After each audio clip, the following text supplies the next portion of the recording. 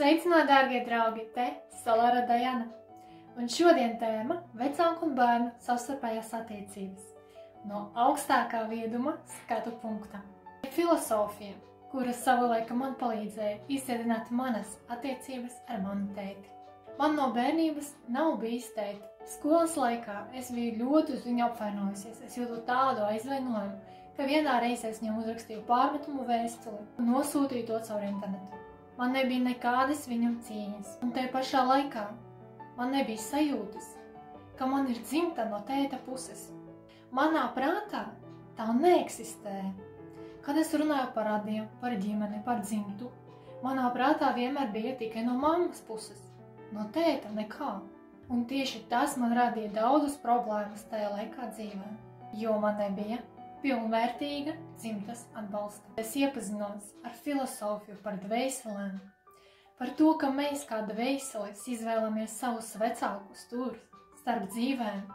Mēs izvēlamies, kādi būs mūsu vecāki, kā viņi pret mums izturēsies, kādas mums būs savstarpējās attiecības, vai viņi būs klātesoši vai ne, cik viņi būs mīloši pret mums, atbalstoši. Kādi notikumi būs mūsu bērnībā un tālāk mūsu dzīvē saistīti ar mūsu vecākiem. Mēs sarunājam ar konkrētām dvēselēm, tur starp dzīvēm, kad mēs paši esam dvēseles.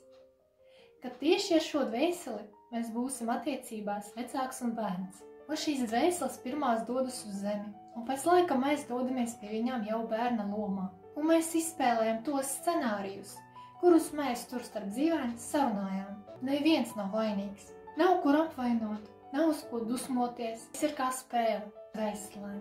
Dvēsele.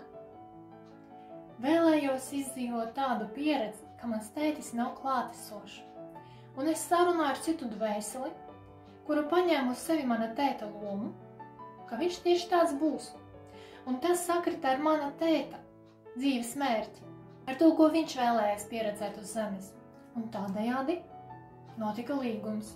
Savukārt mana mamma un tētis, kā dvēseles, sarunāja, ka tieši tādas būs viņu attiecības, ka viņi apprecēsies, pēc tam izšķirsies. Tas bija tas, ko viņi vēlējās izdzīvot.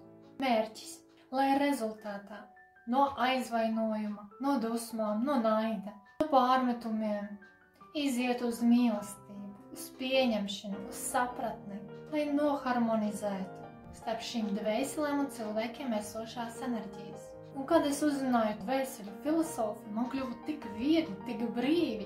Es sajūtu, ka man spārni parādījušies. A spārni, kā es uzzināju vēlāk, ir dzimta. Mums ir divi spārni. Tēta dzimta un mammas dzimta. Labais spārns un kreisais spārns. Un tad, kad mēs pieņemam savu mammu tādu, kāda viņa bija, kāda viņa ir. Tēti, kāds viņš bija, kāds viņš ir. Bērnību, visus mūsu rādus, tādus, kādi viņi ir. Sevi. Tādus, kādi mēs esam. Visu tā, kā tas bija un kā tas ir. Mums kļūst viegli, mums kļūst brīvi. Mēs sākam just, ka mums aiz muguras ir spārni. Modam pilnvērtīgu savu dzimtas atbalstu. A mamma, tā ir pasaule, tas ir visums. Mēs jūtam, pasaule mūs mīl, pasaule mūs aizsargā, pasaule par mums rūpējas. Tā ir mūsu intuīcija. Un tētis ir mūsu materiālā dzīve, mūsu mērķi, mūsu sasniegumi, mūsu nauda. Un kopā viņi veido mums harmoniskas attiecības, kad mēs jau kā pieauguši cilvēki veidojam savu ģimeni, kad abi partneri saņem pilnvērtīgu savas dzimtas atbalstu, ja pilnvērtīgi pieņem savu dzimtu tādu, kāda tā ir, bez pārmetumiem, vienkārši pieņemšana, vienkārši sapratne un mīlestība, pateicība par dzīvi. Tad šiem abiem partneriem stabilas, harmoniskas attiecības. Un tieši tā ir atslēga laimīgām attiecībām, laimīgai ģimenei. Divi pilnvērtīgi cilvēki izveido vienu ģimeni. A pilnvērtīgi mēs esam tad, kad mums nav aizvainojuma. Mēs nevienu nevainojam. Mēs pieņemam visu, kā bija, visu, kā ir. Nedomājam par pagātni, tā mūs vairs nekādies neaizķer. Mēs esam te un tagad, mūsu tagadnē. Un no mūsu tagadnes mēs veidojam savu nākotni. Mēs izvirzam savu mērķus, ko mēs vēlamies sasniegt, kādi mēs vēlamies būt, ko mēs vēlamies piedzīvot. Jo šajā momentā, kad mēs atlaižam pagātni, atveras mūsu spārni, mums rodas iespēja pašiem veidot savu dzīves scenāriju. Dzīvojot jau nekā automātiski bija saplānots starp dzīvēm kāda dvēsele, bet dzīvot jau to, ko mēs paši vēlamies, ko mēs jūtam, mēs vēlamies piedzīvot. Pat ja kāda dvēsele mēs izvēlējāmies izdzīvot, kaut kā trūkumu, nelaimīgas attiecības, aizvainojumus, bet tad, kad mēs nonākam te un tagad, kā pilnvērtīgs jau cilvēks, tas izdzēšas un sākas mūsu jau vēlamā realitāte, mūsu vēlamā dzīve. Mēs sākam rakstīt jau jaunu savu scenāriju. Mēs kļūstam par savas dzīves saimniekiem. Tādā veidā pat, ja cilvēkam ir bijis scenārijs uz kaut kā trūkumu, uz nelaimīgumu, viņš rod iespēju kļūt bagāts, kļūt laimīgs, kļūt veiksmīgs. Tā tas strādā. Un, lai pie tā nonāktu, ir jāsaprot, vecāki mums nav neko parādā. Nav nekā, kas viņiem būtu mums jādara. Viņiem nav mūsu jāmīl, viņiem nav tādu pienākumu. Tikai dot mums dzīvību, dot mums iespēju dzīvot uz zemes. Un jā, vecāki mūs mīl, par mums rūpēs, mūs aizsargā, mūs atbalsta, tad tas ir papildus bonus, par ko izteikt pateicību no sevis saviem vecākiem. Mūsu sabiedrībā ir daudzi cilvēki traumēti no bērnības, jo bērnības traumas ir pašas smagākās, pašas grūtāk pārvaramās. Un tieši bērnības traumas ir tās, kuras nosaka, kā veidojas cilvēka turpmākā dzīve, ja viņš pie tās ir pieķēries, ja viņš nelaiž vaļā savu pagātni, savus aizvainojumus. Nav viegli atlaist aizvainojumus. Īpaši tad, kad vecāki darījuši pāri bērnam, bet tas arī ir pats svarīgākais cilvēka dvēseles uzdevums – atlaist šos pāridarījumus, atlaist šos aizvainojumus un izplest savus spārnus. Mēs visi kā dvēseles esam gaiši, esam radoši, esam spoži, mirdzoši, kristāliski tīri. Mēs starojam, mēs esam tīra mīlestība, tīra gaisma.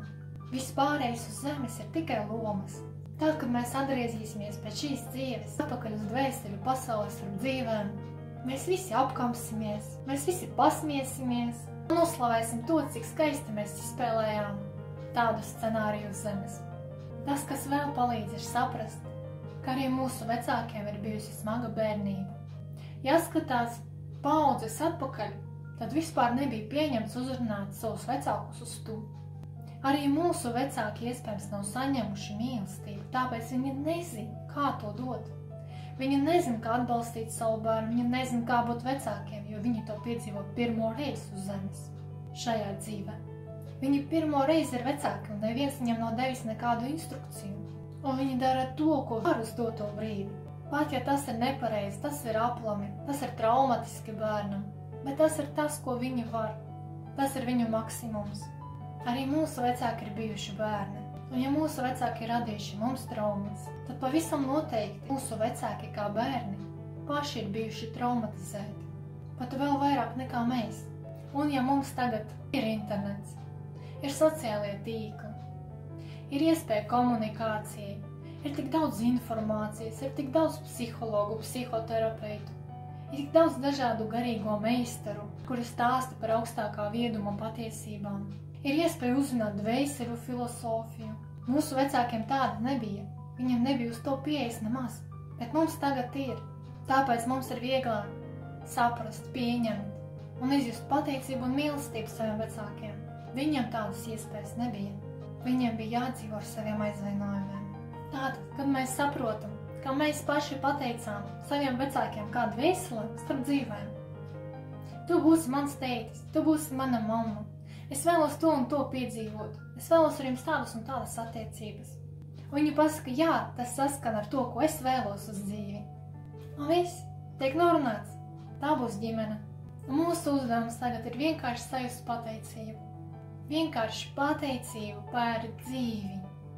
Par dzīvību. Pateikt mammai paldies par dzīvību. Pateikt tētim paldies par dzīvību. Jo tas ir viss, kas viņiem mums bija jāiedod. Tas ir maksimums, ko mēs varējām no viņiem pieprasīt. Un ja mums trūka mīlestības bērnībā, mēs tagad paši varam sevi samīlēt, paši sev to iedot. Ja jums ir interesanti uzzināt, kā to izdarīt, kā samīlēt savu iekšējo bērnu, sevi, bērnībā, no tagadnes. Es padalīšos ar jums nākamajā video. Mēs varam izteikt pateicību vecākiem, gan klātienē, ieskatoties viņam acīs. Ja vecāku nav, mēs varam izteikt to domās vai vienkārši apkārt izrunāt vārdos visumam, domājot par viņiem. Mēs varam uzrakstīt vēstuli uz papīra, atdot to vecākiem vai saglabāt sev. Tāda dvēseli filosofija.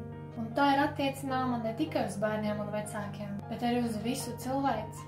Mēs visi kā dvēseles norunājam konkrētus scenārijus. Draugi, vīrs, sieva, kolēģi, priekšniecība. Viss ir sarunāts, bet nonākot te un tagad kā pilnvērtīgs cilvēks, ar plaši izplastiem dzimtas spārniem, mēs piedzimstam ar gaišiem un tīriem spārniem.